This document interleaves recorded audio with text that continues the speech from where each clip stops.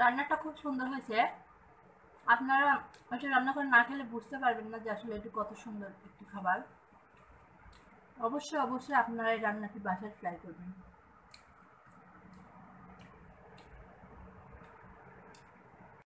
আজকে আমি দেখাবো সয়াবিন দিয়ে কাঁঠালের তরকারি। এর জন্য আমি কাঁঠাল নিয়েছি। কাঁঠাল দেখুন আমি এভাবে কেটে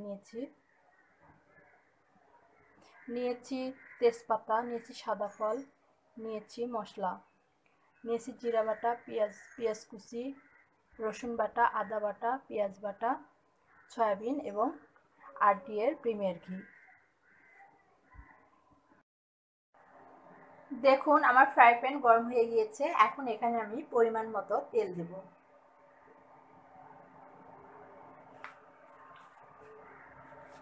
আমি এখানে তেল দিয়ে দিলাম। এখন দেব তেজপাতা এবং একটি শুকনো মরিচ এবং দিয়ে দেব পাঁচফোড়ন। আপনারা এখানে জিরা ব্যবহার করতে পারেন, যদি চান কোনোটা নাও ব্যবহার করতে পারেন। এখন এর মধ্যে আমি কাঁঠালগুলো দিয়ে দেব।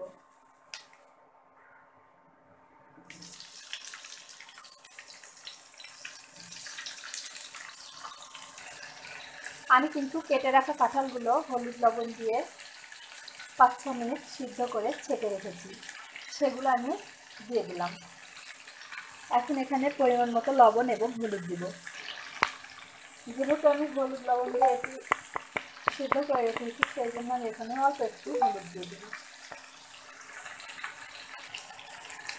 এখন একটু সুন্দর করে ভেজে নেব।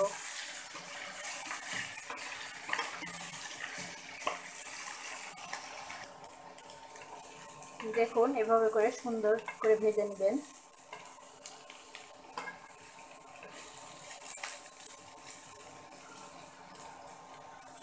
দেখুন আমি এখানে 10 মিনিট মতো ভেজে নিয়েছি, আমার ভাজা শেষ।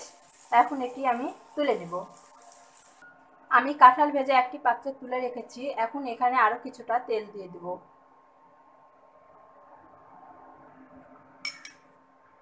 এখানে দেব পেঁয়াজ কুচি,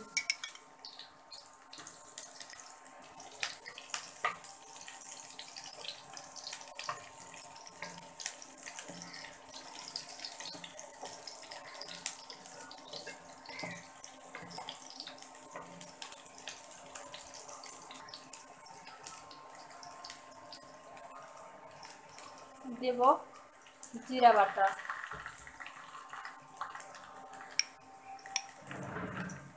দিয়ে দেব আদা বাটা,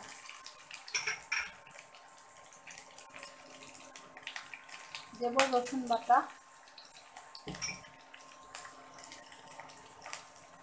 এবং পেঁয়াজ বাটা।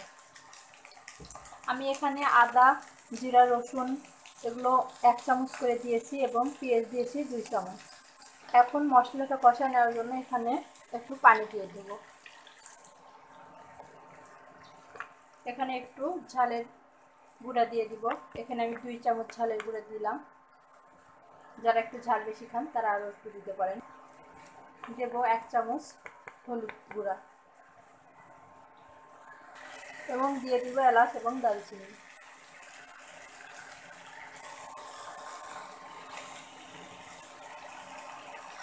এভাবে 2 মিনিট মশলাটা একটু ভেজে নেব।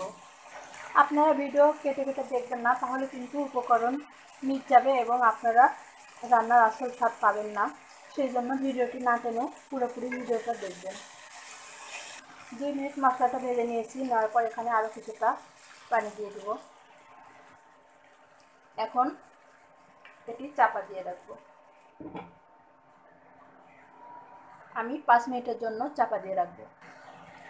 আমি যেহেতু কাঁঠালগুলোতে লবণ এবং হলুদ দিয়ে সিদ্ধ করে রেখেছিলাম, সেই জন্য লবণ আর এখানে দিলাম না। তো স্বাদ অনুযায়ী দেখবো, পরে যদি লবণ লাগে তাহলে অল্প একটু লবণ দিয়ে দেবো। আমি এখানে মশলা কষানোর জন্য অল্প একটু লবণ দিয়ে দিলাম।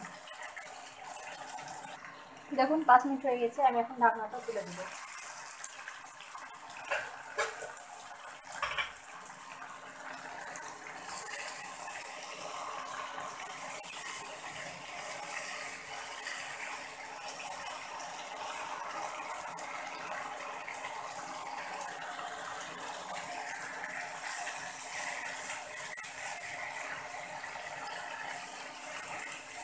দেখুন মশলার উপর তেল উঠে গিয়েছে, কত সুন্দর একটা কালার এসেছে। আমার মশলা কষানো প্রায় শেষ। আমি এখানে এখন সয়াবিনগুলো দিয়ে দেবো। আমি এই সয়াবিন 5 মিনিট ফুটন্ত পানিতে সিদ্ধ করে তেল, লবণ, হলুদ দিয়ে ভেজে নিয়েছি।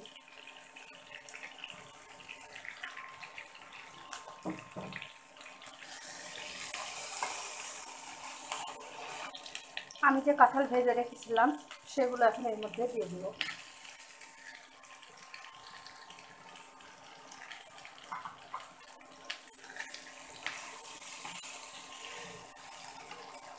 আপনারা অবশ্যই রেসিপিটা বাসায় ট্রাই করবেন, তা না হলে বুঝবেন না যে আসলে কত সুন্দর কাঁঠালের এই রেসিপিটা।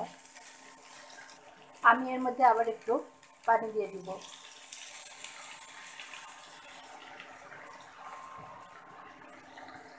আমি এখানে 1/2 কাপ পানি দিয়েছি।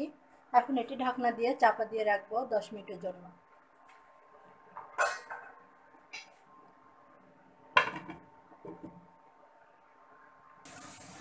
10 মিনিট হয়ে গেছে, এখন ঢাকনাটা তুলে দেব।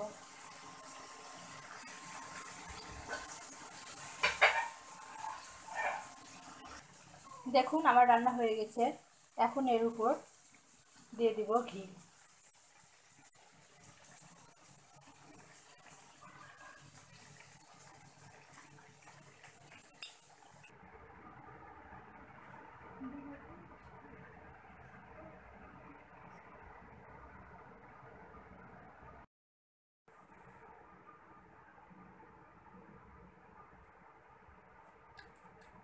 রান্নাটা খুব সুন্দর হয়েছে।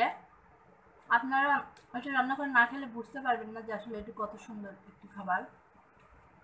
অবশ্যই অবশ্যই আপনারা এই রান্নাটি বাসায় ট্রাই করবেন।